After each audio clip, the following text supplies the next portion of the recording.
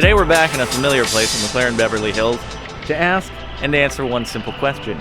Did I make a mistake getting the 600 LT Coupe? I like to think not because it has the roof scoop, but today we're going to be trying out the Spider, which I think has one really nice advantage in that you have the exhausts on the car mounted right back here facing upwards, and that's only a few feet away from your head. And when you drop the top down, you're gonna get that direct access to that sound.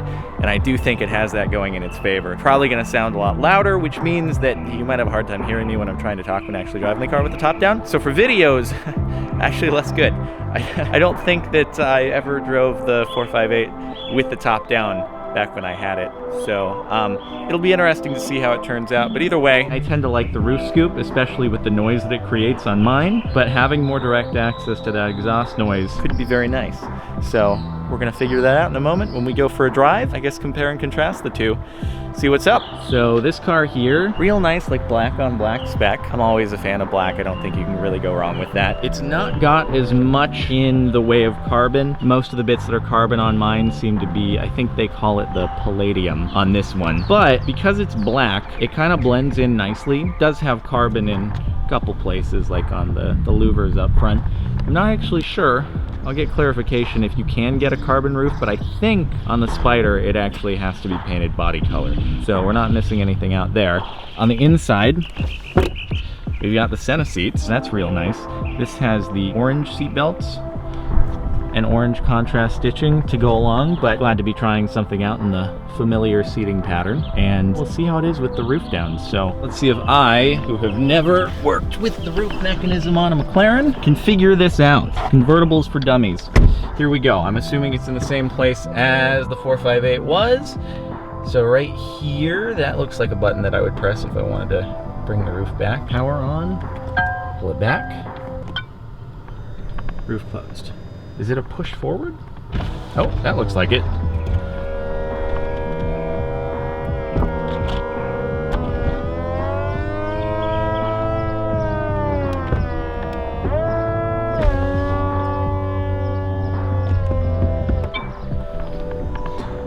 And we're open. Oh, you can keep holding it and it'll bring the, that's so much nicer. In the 458 when I would do it, it would always, even if the windows were down, it would bring them back up again when I rolled the top back, which was such a bizarre way to do it.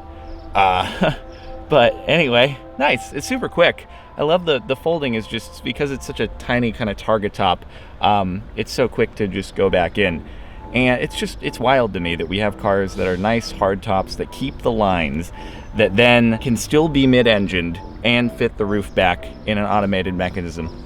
It's wild. It's so cool. But now it should sound so much better when we're out and about, if you can even hear me when we're driving it. So we'll see how it turns out. And if you want to close it back, I guess you pull it. That's the only thing that seems slightly unintuitive, is you do it in the opposite direction of what you're trying to accomplish. So you pull back to have it go forward, and you push forward to have it come back up. Hold it down, windows go back up. McLaren has such satisfying little dings that come up when you complete whatever action it is that you're doing. All right, but we definitely want it back down for the drive. So I just like the design, how with the top down you still get the lines of the roof. With plenty of other convertibles, not necessarily in this segment, you get that kind of soapbox effect that the car just looks like a flat thing with a windshield coming out of it at the front once you drop the top down. But with these, you still get that nice raised area back here that then matches with the height of the windshield. I'm just always a fan of that element. It still keeps those lines, still looks great, and we're gonna find out in just a second how much better the noise is when we go for a drive. So let's start it up. I couldn't keep the sweater on for any longer. It got too hot. I meant to keep it professional, I swear. I always end up at the dealership with gym clothes on because I try to just kill two birds with one stone and do a trip to the gym after I'm done here. Then this happens, and sorry about that. You're all nice in a suit and everything. And uncomfortable in a suit. I guess, yeah, you are baking right now, so sorry about that. Let's start the car up.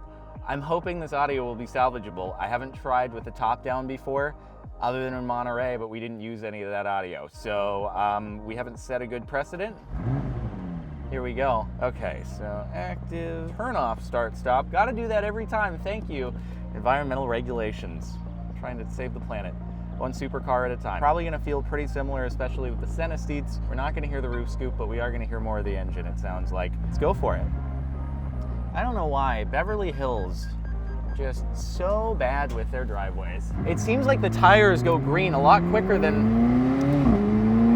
Oh, you hear that so much more. Yeah, you do. And you were saying that you can keep the top up if you want and just roll down the partition and you'll still be able to hear the engine. It's almost better because you just echo through all the carbon in here. Huh. You just get like that little bit of sound in here that just echoes in the cabin. So obviously all the dynamics of the car feel pretty similar to what I'm used to, but it is really, like, it still feels nice and stiff. I'm sure they've added a bit of reinforcement on the bottom. That's probably what increases the weight on most convertibles. So since it's a carbon chassis, there's zero reinforcement. Really? The only weight gained is the motors of the Huh. top. So what's the exact weight It's difference? about 80 pounds different. Really? Yep. Okay. And it's just the motors. Okay, so scrap what I said before. There's no additional reinforcement. The only additional weight increase is from the motors that operate the roof. So that's pretty cool. I am sort of missing the scoop noise. I'm gonna keep, you know, reaffirming that I made the right choice here as we drive. So I'm gonna keep referencing the scoop noise. In my car, the wheels, or the tires love to go green like really quickly. It's very surprising because everyone says the Trofeo R's take a while. So I don't know if it's just, oh, here we go.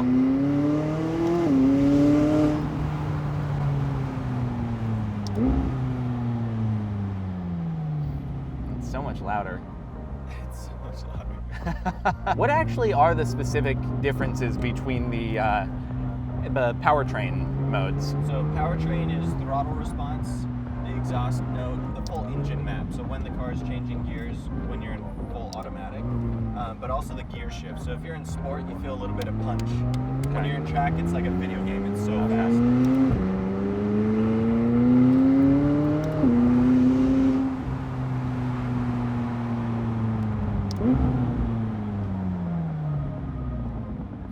I'm gonna still try not to hammer it too hard. This car isn't breaking after all. It's very new, so I'll try to be kind to it. Even though I know when it comes to like the press demo cars, they hammer those like out the get-go at tracks and everything, and they seem to hold up, right? So the engines are broken in, ready to go. It's more the transmission. It's exactly. So you want to go through the gears. Yeah. Instead of holding it in a gear, you know, high or low, better to just run through the gears. I've given mine some juice on a couple pressed canyon runs, and it feels great. Yeah. I haven't posted the video. Well, the video is ready. It's just not gone up at the time of my recording this, but I was happy with how it turned out.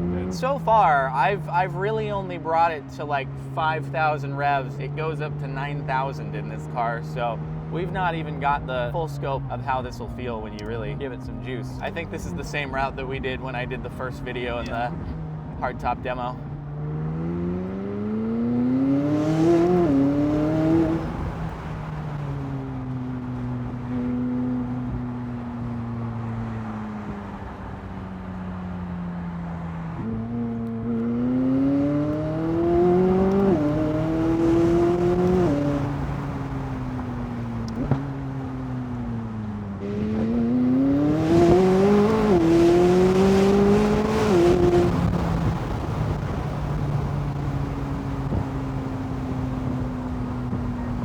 Dramatic sound. You just can't quite get that in the hardtop, even with the windows down. There's just something about, like, even it's such a more dramatic sound just because of how close the exhaust output is to the driver. It's just, other than like a Porsche 918, it's not something you can really get in any other car. Take it right in the lane. Okay.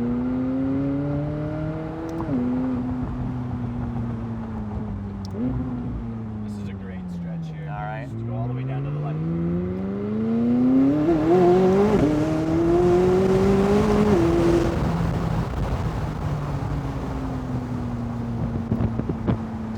We are at all times obeying the speed limit.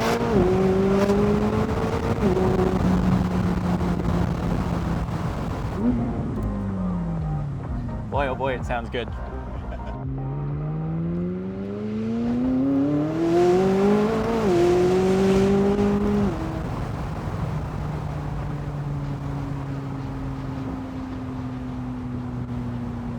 more clips that we can use for exhaust noises. Oh yeah, Can't hurt. You gotta hit those downshifts, man. Those pops, like. Sorry, I'm not wanting to hit it too high in the revs, but if you don't mind, I'm trying to be mindful that it's the dealership's car. Yep. It's gonna be someone else's car. It will eventually be someone else's car, and they'll want it in pristine condition.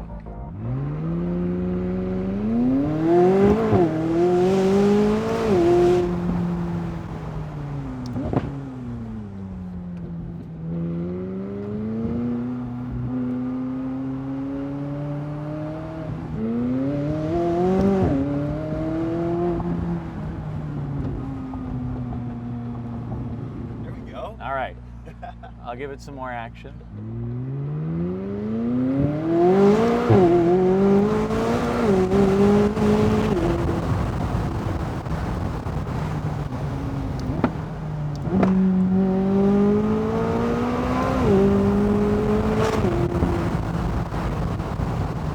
And then right again? Yeah.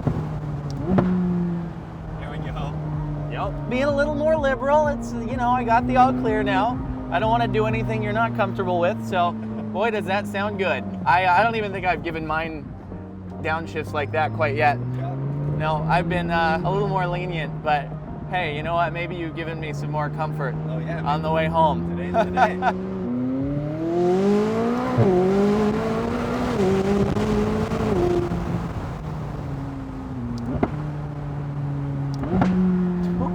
Those pops are great. I've heard little fleeting bits of them in my car, but I haven't gone crazy yet. So I was making a bunch of excuses in my video that I posted, the last one, the first drive, like, hey, I'm taking it easy. I'm always overly cautious in my own though. I mean, like every time that I drive a demo car of what I currently have, I always end up going, I feel like, a little harder, and then finally I'll bring that over to my car. All right, well, finished up with the nice, exciting driving, but I love the suspension in this car, both this and mine. It's just so nice and smooth when it's on regular public roads. You can stiffen it up when you want to if you're gonna be a little bit more enthusiastic, but it has really, really nice dampers versus, the GT3 RS, even though it's a daily driver, is sometimes you just hit parts on the road that you like bounce, and it's not something that would happen in any other car. And you're like, how in the world did that even take place? And you don't get any of that here. It's just nice and smooth. Probably already said that in the video about mine, but it's worth re-saying here. Feels good though. I do miss the roof scoop noise slightly because it's very unique, but being able to look straight up is also good as long as the sun isn't just beating down on you. Today would be a good day for it, like slightly overcast, all of June really, because it's so dreary in LA, but great for convertible weather. But when it's like 100 degrees in August, I think I'll put the top back up. But you keep the little window down. Yep. That's the beauty of this one. Yeah, convertibles in LA, I mean, it's such a great idea, right? It's always sunny, summertime, wintertime, driving the top down, but often... Yeah, no, in practice, you're like, I'm gonna use this all the time. It's the best place. And you're like, oh no. I found in my 458 that I would use it more just because I felt I had to, right, versus it actually being comfortable. Yeah. Because I would always end up after the drive, I'd be like sunburned. And oh yeah. I'd be like sweating, and I'm like, oh God, why did I choose to do this? I should have just. I assume it's probably more solid in this because this is the carbon monocoque, but in like the 458, when you have the roof up, there's a lot of like noise from the roof kind of like shifting around. Yeah. So I'm sure, I've never owned a carbon convertible car, but I'm sure it makes it feel a lot more stable when the roof is up and you're not hearing it shift around and all that. Definitely. Best time to drive is at night. Yeah, oh absolutely. Don't have to worry about it. The sunburns that I've probably gotten after doing this for 15 minutes, I'm sure I've blinded the camera. I've overexposed it because of my shoulders. So sorry about that, everyone. Well, that concludes our drive. It's a great sound. Honestly, if not for the roof scoop, I would be ever so slightly more insecure and feeling like, did I make the wrong choice? I'm not really sure. And engines off. That was fun. Yeah, in conclusion, enjoy that noise, but now I'll give you a little ride around the block. Yes. This will be after the video, but I'm gonna show him how roof scoops are. And get to enjoy that for a second. But yeah, that was great. I'm not, unfortunately, not completely, you know, going to be missing this back when I get into that. But no roof scoop? I might be. I might be. Well, let's hear it at 9,000 RPM. Oh yeah, for sure. Next level. I mean, yeah, drop the windows. It'll probably still sound good. All right. If I'm being completely honest, I would say if you weren't going to get a roof scoop, it'd be tempting to go with the Spider. And you can get the Spider. That one's a lot cheaper than the price that I paid for mine with the scoop, especially because the scoop is such a pricey option. So just having that really, really close exhaust output to your head, it sounds dramatic. Granted, I haven't gone as hard in mine, so windows down, it would probably be close, but that does have a bit of an edge. So if exhaust noise is your thing, then I don't know, that's certainly tempting. So I'm glad that I optioned the scoop. Otherwise, perhaps I'd have been slightly disappointed with my choice. But that's it. That was fun. Appreciate them letting me go for a drive. Thank you, O'Gara, McLaren Beverly Hills. And we will wind the video down there. Have a good one.